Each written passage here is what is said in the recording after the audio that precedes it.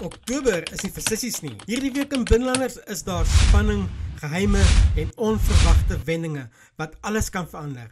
Sal Joe sy onskuld kan bewys? Kan Annikie uiteindelik die hulp kry wat sy so desperaat nodig het? En watter verrassings wag vir Rudolf se ondersoek? Bly by ons, jy wil dit nie misloop nie. Hallo almal, dis Jackie van TV Praatjies, jou plek vir die warmste binlandse voorskoue. Hierdie week van 6 tot 10 Oktober 2025 gaan vol emosies wees en ek gaan jou deur alles lei dag vir dag. Kom ons spring reg in. Maandag 6 Oktober. Rudolf se teenwoordigheid sit Nicolette in 'n baie moeilike situasie. Kan sy die druk hanteer? Intussen is Tertius gefrustreerd wanneer hy uiteindelik 'n nuwe detail oor die dood van 'n pasiënt ondersoek. Dit lyk of niemand veilig is hierdie week nie. Dinsdag 7 Oktober. Jess probeer alles om Peter te oortuig dat Joe onskuldig is, terwyl Ella ondervra word oor die pasiënt se dood. En in die midde van alles wil Elise hê Eis moet haar help om Annikie se woonstel skoon te maak. Dit gaan beslis nie sonder drama verloop nie. Woensdag 8 Oktober. Nicolette bak 'n poets op Hannah. Elise vat die bil by die horingspeet. Sy neem beheer oor 'n moeilike situasie. Rudolf se ondersoek slaan onverwagse rigting in. Iemand gaan geskok wees. As jy tot dusver van hierdie voorskoue gehou het, druk die like knoppie en onthou om in te teken op die kanaal.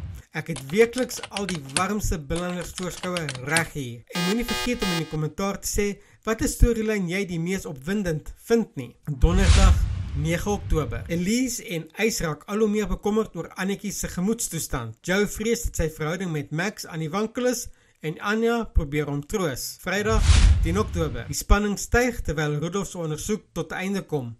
Hannah sien 'n sielkundige en Anja en Joe se vriendskap begin blom. Intussen is Elise vasbeslote om Annikie te help om haar hoarding disorder te oorkom.